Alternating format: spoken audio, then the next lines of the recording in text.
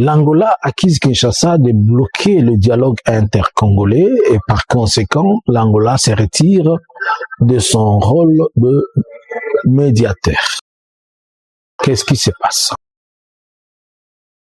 Dans un débat où l'évêque Mukuna s'est plongé dans des questions liées à la Constitution, ça a démontré encore une seconde fois des fossés et des trous. Je vais vous donner une petite révélation. Savez-vous que quand on parle des groupes vulnérables, les Kasaï fait partie aussi de ces groupes vulnérables-là dont le gouvernement doit protéger. Bonjour, bonsoir. Je vous salue de partout où vous êtes en train de me suivre. C'est le prophète Jean-Luc Kabari. Aujourd'hui, nous sommes le 7 juin 2026 et nous sommes en train de vouloir partager et échanger un peu avec vous. Je vais avoir deux choses que je vais commenter et essayer un peu d'analyser. Likez d'abord et ne manquez pas de nous suivre un peu partout. Je vais poser la question d'abana dadi ya aseka ya mukuna. Bon, il pas comme il y a pas dadi to lo bakako. Nala tunabo. Awa dadi na bino. Azo parvenir kokota na makambo oyo ya politique oyo qui demande le débat en français. Et vous voyez qu'il a déjà des lacunes dans la langue française. Il a des problèmes de compréhension sur la ligne débat où il est en train de s'atteler sur l'article 151 de la Constitution, l'article 217. Vous comprenez qu'il ne maîtrise rien. Est-ce que Bourgoya Kolobake va finir d'inabino tobazangeli respect puisque lui-même se met dans le contexte où il va manquer respect. Revenons un peu sur ce qu'il dit. Il s'appuie tant bazotunaye, on est en train de lui poser la question quels sont les articles de la Constitution qu'il pense que ça doit être changé ou modifié. Il répond dans les athées, tozo modifié, tozo changé, boyété, et ça question n'a ces articles. Et on lui pose la question quel est cet article-là? Je donne à lui France raison qui avait dit que est-ce que Mukunayebi attaque au second atanga Bible en français. Il n'a pas été à mesure de se maintenir 30 secondes ou 1 minute en français, de débattre sur des questions liées aux articles en français qui n'a ni le maîtrise ni la connaissance. On lui pose la question sur l'article, il lui-même parle de l'article 51 de la Constitution. Il dit, il est entré comme tout le monde, comme tous ceux qui défendent, des Kasaï qui défendent l'article 51. Il dit que cet article a été mis pour protéger les Banyamulenge et les groupes vulnérables. Que dit l'article 51? Elle dit ceci. L'État a le devoir d'assurer et de promouvoir la coexistence pacifique et harmonieuse de tous les groupes ethniques du pays. Il assure également la protection et la promotion des groupes vulnérables et de toutes les minorités. Il veille à leur épanouissement. Là, ce problème est se poser, c'est là où on parle de groupes vulnérables. Alors, si nous devons définir c'est quoi les groupes vulnérables, on essaie un peu de comprendre. Hein? Les groupes vulnérables peuvent être représentés par des personnes ou bien un groupe de gens, par exemple les handicapés, les personnes âgées, ce sont des groupes vulnérables, les enfants, les femmes victimes de discrimination, ce sont des groupes vulnérables, la population déplacée de guerre, c'est un groupe vulnérable, la population vivant dans une extrême pauvreté, c'est un groupe vulnérable, les peuples autochtones, les communautés isolées géographiquement. Si on doit seulement toucher le point où la population vit dans une extrême pauvreté, on est en train de fuir les Kasaï. Pourquoi? C'est pas à cause de la pauvreté. Ils sont aussi vulnérables, non? Et l'État a l'obligation de les protéger. C'est ce que cet article est en train de dire. Cet article n'a pas été mis pour protéger les Banyamulenge ou protéger je ne sais qui. Et si on doit les protéger, ici ils sont minoritaires. Bon, revenons à la question de la minorité.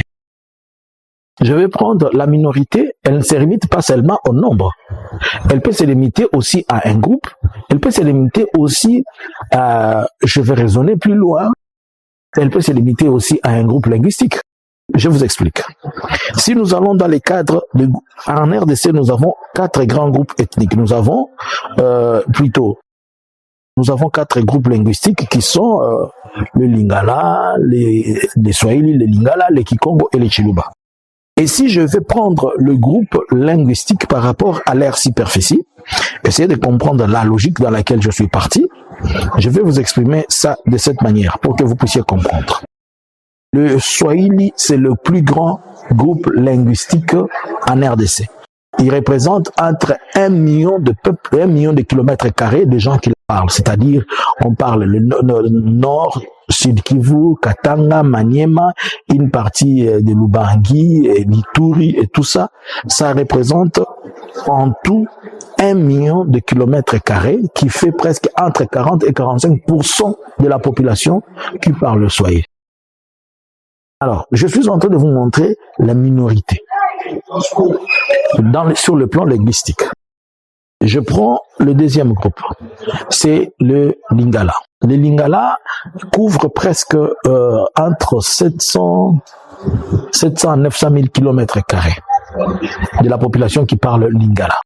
Ça représente 30 à 35% sur le plan statistique de ceux qui parlent Lingala.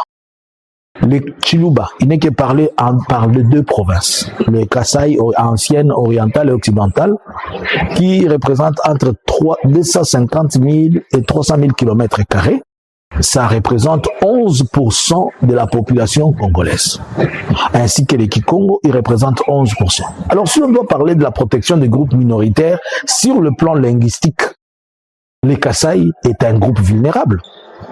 Si on doit se référer à l'article 51, où le gouvernement, l'État a l'obligation de protéger les groupes vulnérables. Les Kasaï, il est vulnérable par rapport à la question linguistique. On ne parle pas de nombre de gens qui en parlent, on parle des territoires qui sont couverts. Est-ce que vous comprenez? Deuxièmement, si on doit parler de la protection des groupes vulnérables, et nous avons défini la vulnérabilité par rapport aux handicapés, aux peuples qui ont des problèmes, qui sont peut-être isolés et tout ça, les Kasaï, c'est les deux provinces les plus affamées de la RDC. À l'Est, il y a la guerre. Avez-vous déjà vu les gens fuir l'Est pour la famine? On a vu des gens manger du foufou avec les sels. Lorsque même Maman Olive avait initié un programme d'aller donner à manger aux enfants malnutris au Kasaï. Et jusqu'aujourd'hui, même l'UNICEF et la Banque mondiale et tout le monde, le programme de PNID, c'est que les Kasaï a une extrémité de besoins alimentaires, où on est en train de parler des enfants qui souffrent de beaucoup de maladies liées liés aux problèmes de malnutrition. Ils sont vulnérables. Quand je vois tous les débatteurs, les co-débatteurs à Kinshasa, là, mes frères du Kasaï qui sont en train de dire, nos frères du Kasaï, mes frères du Kasaï qui sont en train de parler, ils oublient que le Kasaï est vulnérable aussi. Cet article 51, si vous la sortez de la Constitution, vous allez la remplacer avec un qui va protéger votre vulnérabilité. Ça n'a pas été conçu pour les Banyamulenge ou bien pour les Rwandais. Les Kasaï est vulnérable.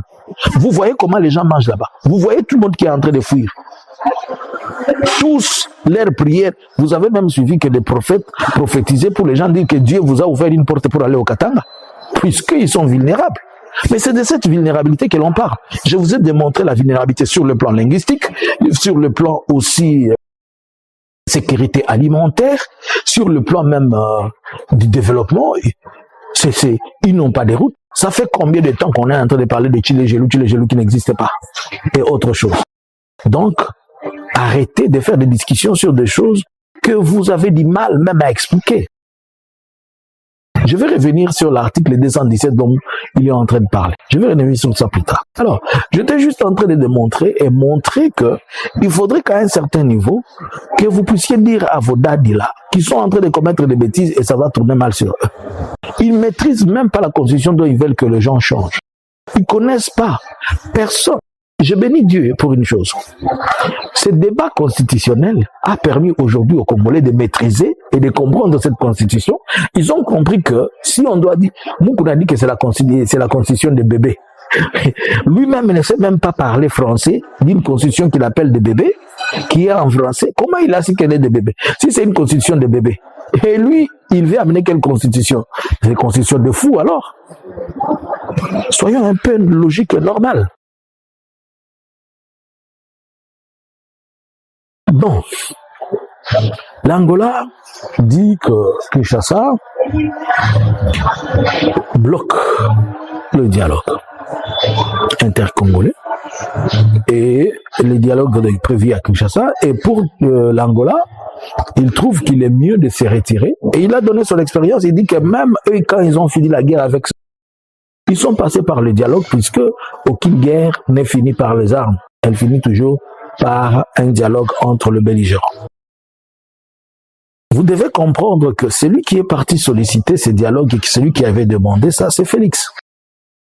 Et chaque fois, je vous dis que Félix, quand il est bloqué, il crée une situation de diversion où il pense qu'il amène tout le monde dans l'isolement ou bien en bateau pour chercher à se repositionner. Mais à la fin de la journée, tout ce qu'il fait finit par se resserrer tout autour de lui. C'est lui qui était parti en Angola solliciter Lorenzo pour ces choses. Lorsqu'il s'est réveillé chaque fois 5h, 3h, on a crié sur lui, il a changé cette habitude d'aller déjeuner chez Lorenzo. C'est lui qui a pris l'avion nuitamment, il est parti à Doha.